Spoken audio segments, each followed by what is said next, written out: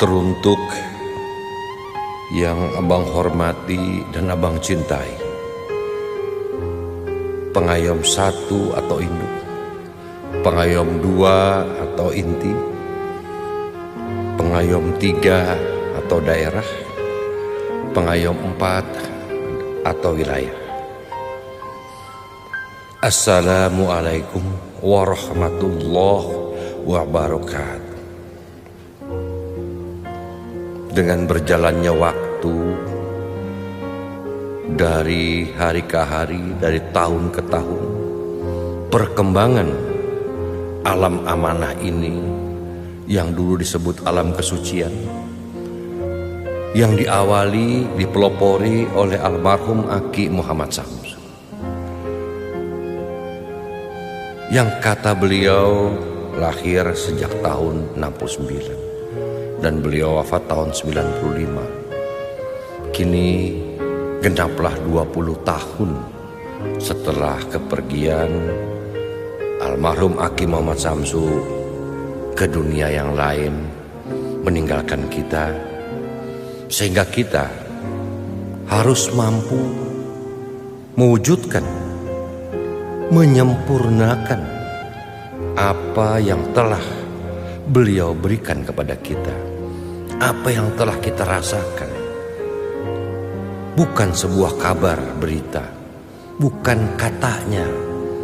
Kita telah merasakan bagaimana zat Allah, bagaimana nur Allah, zat Tuhan merubahkan diri kita, merubahkan akal pikiran kita, merubahkan hati dan jiwa kita, merubahkan jasad ini, agar kita lebih kuat, lebih tegar, dan lebih sadar akan siapakah diri kita, siapakah Tuhan ini, dan siapakah Nabi itu, juga siapakah para pemimpin kita, juga siapakah Aki itu.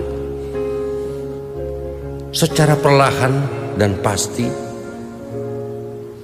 perubahan-perubahan telah kita rasakan dengan sangat nyata dan sadar, di mana Aki selalu mengatakan bahwa Allah, bahwa Tuhan akan merubahkan diri kita di waktu diri kita tidak mengerti. Dan alhamdulillah, puji syukur hadirat Tuhan yang Maha Kuasa, kita telah merasakan perubahan Tuhan. Tuhan merubahkan pikiran, hati, dan kemampuan kita di luar daripada dugaan kita sendiri. Ada yang fantastis, ada yang biasa. Ini luar biasa. Ini kita rasakan semua. Namun pantaskah kita mengakui bahwa perubahan itu adalah milik kita, kemampuan kita, keuletan kita, karya dan usaha kita, perubahan-perubahan itu? Pantaskah ini kita akui? Melainkan kita hanya mensyukuri, dan menyadari bahwa segala hal ini adalah kehendak dan ketetapan Allah Subhanahu wa ta'ala, Tuhan yang Maha Kuasa. Sadarkah kita akan hal ini? Bukan berarti bukti-bukti yang kita dapatkan, yang kita rasakan, menjadi sebuah pengklaiman diri, sebuah pengakuan diri. Aku lebih bisa, aku lebih mampu. Ini hal yang sangat berbahaya di alam amanah ini.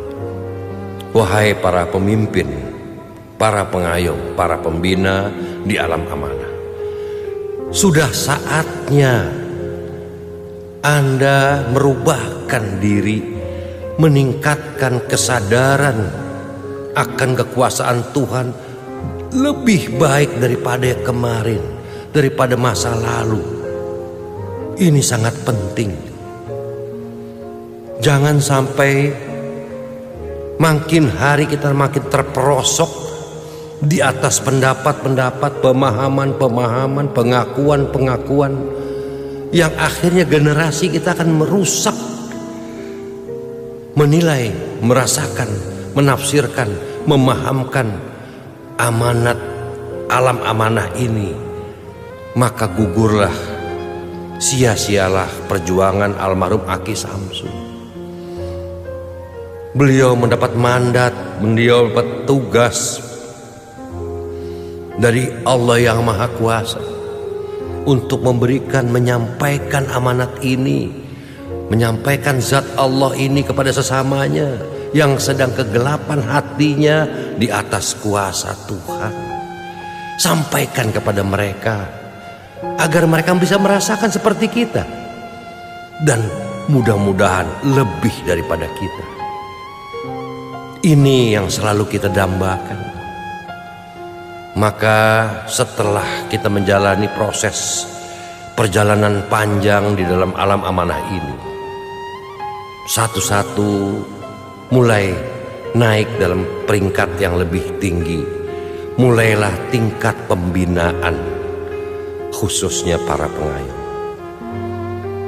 Tapi ingat, tugas pertama kita sebagaimana amanat almarhum Aki Muhammad Samsu,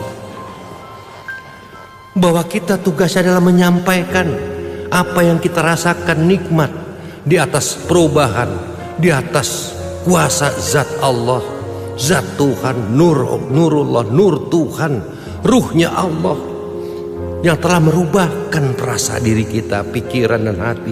Sudah kita rasakan. Kita merasakan kenikmatan yang luar biasa, kedamaian, kebahagiaan, kepercayaan diri. Nah, rasa ini sampaikanlah kepada sesama umatmu yang membutuhkan. Kepada sesama umatmu yang membutuhkan. Umat yang mana?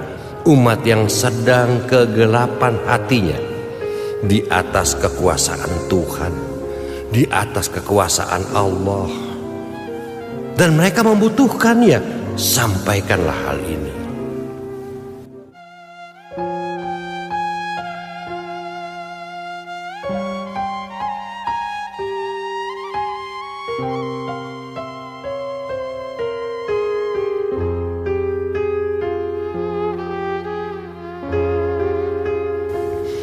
Banyak di luar sana, kalau kita pertanyakan, orang yakin sama Allah, yakin 1000%, 1.000.000%. Mereka yakin kepada Allah, kepada Tuhannya masing-masing. Namun ada tabir di balik keyakinan mereka itu. Mereka tidak merasakan bagaimana zat Allah merubahkan diri kita. Sebagaimana dalam ayat Al-Quran, dalam surat Qaf ayat 16 mengatakan bahwa aku lebih dekat daripada urat lehermu. Anda bayangkan, urat leher kita dengan kulit leher itu hanya beberapa mikron jarak. Dan ternyata Allah lebih dekat daripada itu. Jadi di manakah alamat Allah? Dan ini abang rangkum, abang ambil dari bahasa referensi Aki. Di manakah alamat Tuhan? Di manakah alamat Allah itu? Alamat Allah, alamat Tuhan ada pada setiap diri manusia.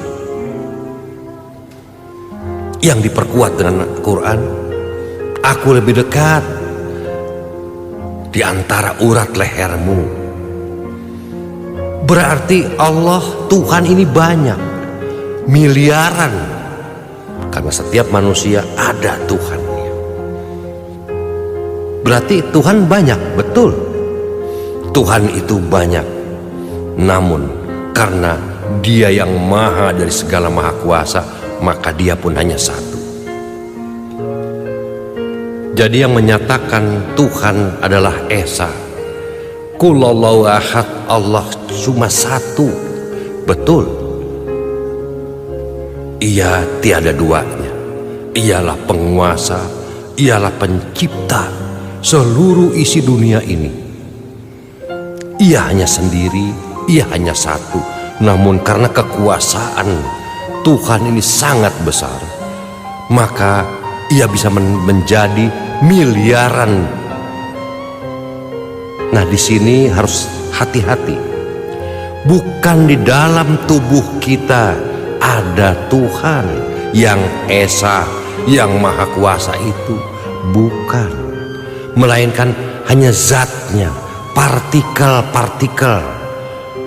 Yang kita katakan zat-zatnya Allah, zat-zatnya Tuhan, yang melekat di setiap tubuh. Yang Tuhan katakan, aku lebih dekat daripada urat lehermu. Itu pun bukan berarti di leher, itu hanya perumpamaan. Ia lebih dekat di antara urat lehermu. Sehingga kita harus menyadari bahwa ia ada, zatnya ada, perwakilannya ada dalam diri kita, nurnya ada. Atau lebih spesifik kita katakan dia adalah ruhnya Allah, ruhnya Tuhan. Ruhi itu adalah ruhnya Tuhan, bukan ruh ciptaan Tuhan. Ruhi itu adalah ruh Tuhan, dan ruh ini tidak mempunyai arti. Tapi hi itu adalah Tuhan, Allah. Maka anggaplah kita artikan ruhi itu adalah zatnya Allah, nurnya Allah, kekuasaan Allah, perwakilan Allah yang melekat di tubuh kita. Ini sudah kita rasakan bertahun-tahun. Bagaimana keajaiban, bagaimana spektakuler, bagaimana ia membisahkan kita yang di luar kemampuan kita. Tiba-tiba kita bisa mengobati orang yang kita pun tidak mengerti. Kita bisa mengatasi masalah orang yang kita pun tidak mengerti. Banyak hal yang kita telah dirobahkan. Yang tadinya kejahatan kita, kenakalan kita bernilai 100. Dengan mulai dia merobahkan kita, berkuranglah. Dan kita selalu punya harapan untuk betul-betul dibersihkan, dijauhkan daripada segala hal yang berbau keji dan munkar. Ini harapan kita. Namun kita sudah rasakan bagaimana ia merobahkan kita.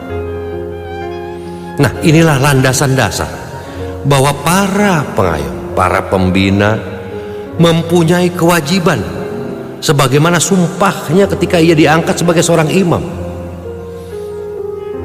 Ia mempunyai kewajiban menyampaikan apa yang enak, apa yang baik di dalam dirinya. Sampaikanlah kepada mereka yang membutuhkan, yang sedang kegelapan hatinya di atas kuasa Tuhan. Sampaikan agar mereka juga bisa merasakan seperti kita, dan mudah-mudahan mereka lebih merasakan daripada kita. Inilah janji kita. Dan pada akhirnya Aki pun mengatakan, diawali dengan sebuah perjuangan untuk memelihara, merawat apa yang telah Tuhan robahkan di dalam diri ini. Kuasanya sudah kita rasakan. Peliharalah dengan berkurban. Kurban waktu, tenaga, pikiran, harta benda, perasaan, dan kurban lainnya. Tapi yang bersifat positif. Kurban yang menghilangkan kemelekatan hidup dalam diri. Kurban yang menghilangkan pengakuan di dalam diri. Maka setelah kita lalui kurban-kurban itu, pada satu saat ketika kita telah membina, maka Aki mengatakan, kalian harus siap dikorbankan. Kalian harus siap dikorbankan sebagaimana seekor domba dikorbankan untuk mengantarkan doa makhluk. Seorang makhluk yang ingin bersyukur kehadirat Tuhannya. Maka si domba, kambing mengantarkan dengan nyawanya doa si pensyukur ini kepada Sang Maha Pencipta. Inilah ibaratnya kita seperti itu. Kita akan dikorbankan. Kita sudah terasa saat ini kita dikorbankan Tuhan. Waktu kita tidak sebebas seperti yang dulu. Aktivitas kita di duniawi tidak sebebas seperti yang dulu. Cara berpikir kita tidak sebebas seperti yang dulu. Gerak-gerik kita juga tidak sebebas seperti yang dulu. Sudah mulai dikurangi. Inilah tanda-tanda kita sudah dikorbankan. Kita punya harta banyak, kita punya uang banyak, lantas kita mau kemana? Untuk apa? Nah, inilah tanda-tanda yang sudah dikorbankan.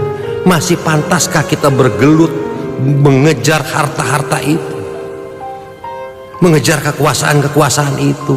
Kalau Anda masih di situ, berarti Anda belum sampai di perjalanan alam amanah ini. Belajarlah lagi, jangan sombong, jangan buat dirimu dengan pengakuan. Selama dirimu masih belum dikorbankan, berarti sepantasnya Anda belum menjadi seorang pengayom. Seorang pengayom harus siap dikorbankan.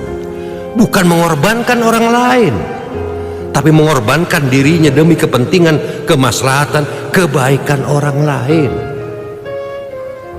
Tapi ini selalu terbalik. Kita selalu mengorbankan orang lain dengan dalih-dalih jihad, tugas, dan segala halnya. Ini yang terjadi. Sadarkah kita, wahai para pengayom, apa yang telah kita buat? Di mana pikiran sehat Anda? Di mana hati Anda yang bersih? Di mana saksi diri Anda yang tidak bisa bohong itu? Nah, dengan ulah-ulah seperti ini, akhirnya terjadilah kepindahan, hengkangnya umat-umat dari asuhan-asuhan dirimu sendiri. Ketika umat itu pindah ke tempat yang lain, Anda marah, Anda kecewa, Anda katakan umat Anda ini buruk dan segala macam. Tapi pernahkah kita berkaca diri? Kenapa mereka meninggalkan saya? Di mana kelemahan saya? Di mana salah saya? Kita sebagai seorang pemimpin, sebagai tingkat pembina, harus tahu di mana kelebihan diri kita, di mana kelemahan diri kita. Ini ketika umat hengkang, umat lari, umat berpindah, Anda kebingungan, Anda marah, Anda ketakutan. Dan ingat baik-baik, ketika umat dituntun pertama kali ketemu dengan kita, tidak pernah ada ikatan apapun kepada mereka untuk mereka bisa mengikuti kita sampai akhir hayatnya. Dan dia tidak boleh berpindah-pindah. Kan tidak pernah ada perjanjian seperti itu. Dan mereka juga tidak kita bayar. Mereka datang sebagai panggilan Tuhan. Kita sampaikan kuasa Allah sebagai tugas kita. Maka terjadilah hubungan yang baik antara sang pembina dengan umatnya. Nah, ini rawat dengan baik. Silakan didik mereka dengan cara apapun, sepanjang niat Anda adalah baik untuk memajukan diri sang umat itu, baik lahir maupun batin. Jadi ketika kita membina umat, tidak ada kata-kata kita harus membina. Mereka datang, kita waris, mereka kita tuntun, mereka merasakan dengan baik. Kita berikan gemblengan-gemblengan, kita berikan pengalaman-pengalaman kita, sehingga mereka merasakan, dan perubahan-perubahan mereka rasakan juga. Itu tugas kita. Tapi bukan berarti dia tidak boleh keluar, dia tidak boleh ke tempat lain, dia tidak boleh menginduk kepada yang lain. Tidak, ini tidak pernah ada sebuah perjanjian. Ia punya kewenangan, ia punya hak prerogatif. Umat-umat itu bukan kita bayar, mereka yang bayar kepada kita. Maka mereka berhak pindah. Kalau ibarat sekolah, pindah ke SD lain, ke SD yang sama-sama negeri, atau ke sekolah yang sama-sama swasta. Mereka berhak untuk pindah. Dan kita sebagai pembina harus legowo, harus berjiwa besar, berlapang dada, melepaskan umat-umat kita yang ingin hijrah, yang ingin pindah. Mungkin mereka ingin mencari pengetahuan yang lebih. Mungkin mereka tidak cocok dengan pribadi kita. Mungkin mereka tidak cocok dengan lingkungan kita. Mungkin mereka tidak cocok dengan pemahaman kita karena dia sudah mulai dewasa. Sedangkan Anda sebagai seorang pengayom tidak pernah belajar lagi. Sehingga umat-umat itu menjadi dewasa, dia akan mencari hal yang lebih dan Anda sudah ketinggalan. Maka jangan heran kalau Anda ditinggalkan umat-umat. Ini kelemahan Anda sendiri. Lain halnya ketika umat berpindah karena dia ada hal-hal yang negatif. Kalau ada umat yang berpindah karena hal negatif, maka Anda sebagai seorang pemimpin sampaikan kepada tempat umat itu akan berdomisili di kemudian hari. Sampaikan kepada mereka, hati-hati umat ini pernah melakukan tindakan A, B, C, dan D, tapi Anda jangan fitnah. Anda tidak boleh berkata katanya. Anda harus tahu sendiri. Nah, ketika umat-umat juga pindah, Anda mesti mulai menyadari dari diri masing-masing bahwa sesungguhnya ketika Anda mengetahui umat-umat tadi, Anda tidak mengerti kan sejauh mana umat ini setia kepada kita, sampai kapan. Inilah kelemahan diri Anda yang katanya pengayom itu bisa mengetahui masa depan, tapi ternyata kita tidak pernah tahu umat ini akan hengkang, umat ini akan hianat, umat ini akan lari, umat ini akan diam. Tidak pernah para pengayom juga tahu hal itu. Kalau Anda sudah tahu, apa yang menjadi masalah lagi? Kalau Anda belum tahu, berarti Anda tidak jeli dalam melihat, menyikapi setiap umat yang ada. Dan dari zaman almarhum Aki sampai hari ini terjadilah proses-proses hal-hal yang seperti biasa, hal-hal klasik. Apa? Perpindahan umat, hijrahnya umat, migrasinya umat ke tempat yang lain. Dari zaman dulu sampai hari ini yang terus menjadi polemik, ini terus menjadi masalah. Maka Abang himbau, wahai para pengayom yang terhormat, yang Abang cintai, yang katanya Anda sudah dirobahkan Tuhan, kenapa kita tidak bisa berjiwa besar? Kenapa kita tidak berlapang dada? Lepaskan mereka yang ingin lepas dari kita. Doakan mereka demi kebaikan. Sepanjang dia akan mengembangkan alam amanah ini dimanapun mereka berada, serahkan, lepaskan mereka, bebaskan mereka dengan kasih sayang Anda, bukan dengan kemarahan, bukan dengan kebencian. Mereka masih belum tahu, jangan dimusuhi mereka. Sekarang Anda meminta, kalau mereka telah hengkang dari saya, maka dia tidak boleh dilayak, posnya harus ditutup. Lantas kesalahan dia apa? Apakah Anda tidak merasa bersalah? Apakah hanya umat yang selalu bersalah? Mudah sekali kita menyalahkan umat-umat tadi. Sang umat-umat kalau salah wajar, mereka sedang belajar. Tapi Anda sebagai tingkat pembina, tingkat pengayom, kalau salah, ini bukan wajar, kurang ajar. Maka hati-hati, lontarkan bahasa Anda dengan hati-hati. Maka pesan Abang, jangan kita menghambat niat seseorang untuk mengembangkan dirinya di atas kesucian. Kalau dia tidak mau mengenal kita lagi, dia tidak mau berterima kasih kepada kita lagi, silakan, itu urusan mereka. Kita dilarang membenci mereka. Ingat bahasanya Aki, kebencian, kepalsuan adalah kehancuran hidupmu lahir batin dunia akhirat. Ini kemutlakan. Wahai para sahabatku, para pengayom, cobalah rubah. Cobalah rubah. Jangan pernah Anda ketakutan kehilangan umat-umat asuh. Lepaskan mereka yang ingin pergi dari kita. Juga Abang pesankan para pengayom, jangan Anda bergerilya, datang ke pos sana, datang ke pos ini, hanya mencari simpatik, memperlihatkan Anda ini siapa, Anda ini hebat, Anda ini dekat dengan ini, dekat dengan ini. Anda mempengaruhi umat-umat, mencari simpatik umat-umat. Ini juga pengayom amburadul. Kita para pengayom tidak perlu mencari umat. Tidak perlu kita sosialisasikan siapa diri kita. Biarlah Tuhan yang mengaturnya. Biarlah Tuhan yang mendatangkan umat-umat itu pada kita. Tidak perlu kita cari mereka. Kalau mereka datang ke tempat kita, sampaikan dengan baik. Kalau kita ingin silaturahmi ke tempat lain, silaturahmilah yang baik. Dan jangan besarkan nama diri Anda sendiri di hadapan yang bukan umat Anda. Perhatikan baik-baik. Ada juga beberapa pengayom yang abang lihat datang ke posma lain, hanya ingin memperlihatkan, ini loh saya, kemampuan saya dalam berpikir, kemampuan saya dalam pemahaman, kedekatan saya dengan si A dan si B. Ini hati-hati.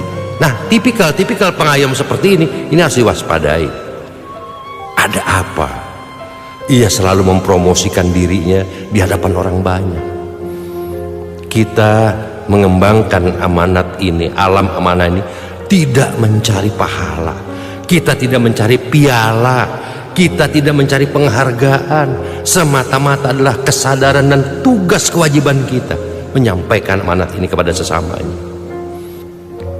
Maka wahai para pengayom, sadarlah kita. Gelar kita adalah seorang pengayom. Pengayom itu adalah yang mengayomi, yang melindungi dengan kasih dan sayang dan dengan segala kemampuan. Bukan kita pengayom yang diayomi umat-umat, kita yang melindungi mereka. Kita sadar kita adalah orang-orang yang sudah dikorbankan Tuhan untuk berbuat dan berbuat. Tidak menerima dan menerima. Maka abang pesankan hal-hal yang klasik seperti selama ini yang terjadi, perpindahan, hijrah dan imigrasi umat, tolong Anda buka dengan baik. Jangan musuhi mereka. Ini abang berikan contoh kehidupan antara orang tua kandung dan anak. Sejak kecil si anak dirawat, dibimbing, dibuai, digendong, dibelai oleh sang orang tua dengan penuh kasih sayang. Apapun yang ada orang tua limpahkan buat kedewasaan sang anak. Sang orang tua sangat sulit lepas dari anak, sangat sulit jauh dari anaknya.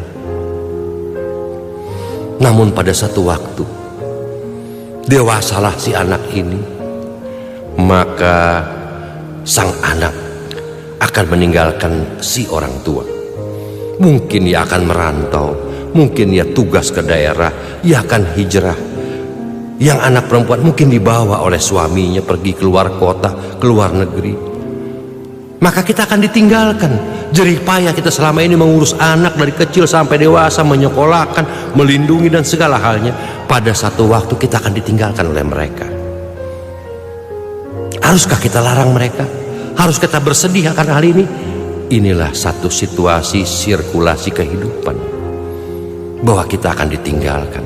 Dan kita sebetulnya sudah berhasil mendidik mereka, kita sudah berhasil membina mereka, kita sudah berhasil mendewasakan mereka. Mereka mampu berdiri sendiri walaupun jauh dengan kita. Tapi yang ada hanya doa seorang tua yang selalu kepada anaknya, Tuhan berikan mereka kemampuan anak-anak saya, dewasakan mereka Tuhan.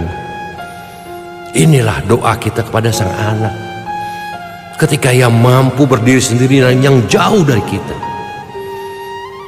Sang anak tidak mau mengikuti pola-pola kita lagi karena mereka sudah lebih dewasa, mereka sudah lebih modern. Inilah kebanggaan kita. Di balik kebanggaan itu memang ada kesedihan kita ditinggalkan anak-anak kita. Nah, inilah juga sebuah permainan hidup.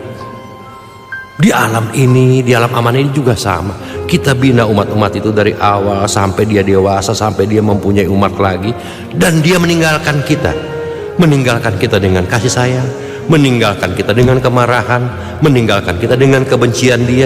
Itu adalah hak prerogatif dia, si umat itu.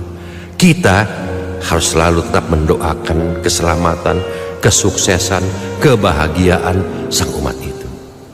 Ini tugas kita sebagai orang tua. Jangan hujat mereka, jangan sumpahi mereka. Jangan Anda lontarkan kata-kata, "Oh, itu orang gak akan bisa hebat, dia akan hancur." Ini adalah orang tua yang salah. Ketika seorang tua, seorang pembina menghujat, menyumpahi umat-umatnya, ini tidak pantas. Ini keliru.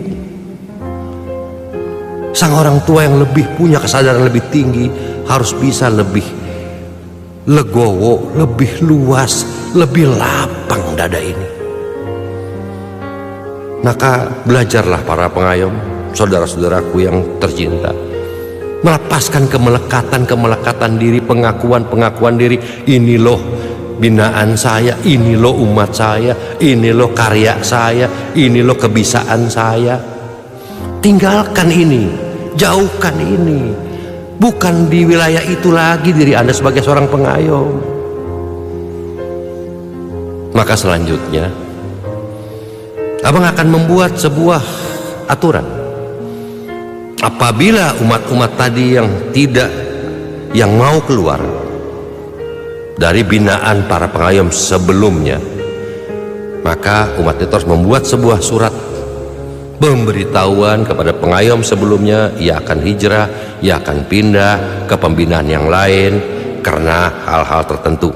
Hanya sifatnya pemberitahuan, bukan izin. Karena apa? Karena kita mempunyai sebuah tanggung jawab.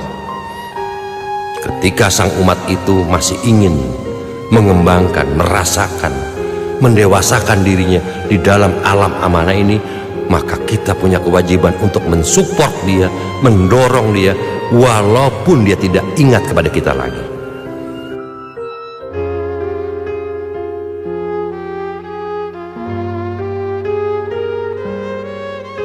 Ini perhatikan baik-baik. Maka ketika kita mulai membina umat, Anda harus mempunyai sebuah catatan bahwa suatu waktu umat ini akan meninggalkan kita, atau kita akan tinggalkan dia. Mungkin usia, mungkin waktu, mungkin situasi. Maka bersiaplah, kita akan tinggalkan dia atau dia akan meninggalkan kita. Ini adalah kehidupan yang sangat realita. Maka sekali lagi, tidak pantas seorang pengayom merasa keberatan ditinggalkan oleh umatnya. Maka sebetulnya para pengayom yang ditinggalkan umatnya, segeralah berkaca diri, segeralah introspeksi diri dengan baik. Cari di mana letak kelemahan Anda selama ini, di mana kekurangan ini terjadi. Setelah Anda dapatkan ini, oh mungkin umatnya tidak mampu, oh silakan, umatnya akan belajar, dia akan masuk pada kelompok-kelompok yang memang seirama dengan dia. Maka Tuhan pun berjanji, akan aku jadikan kamu hidup berkelompok-kelompok. Maka jangan tebarkan fitnah kepada umat itu.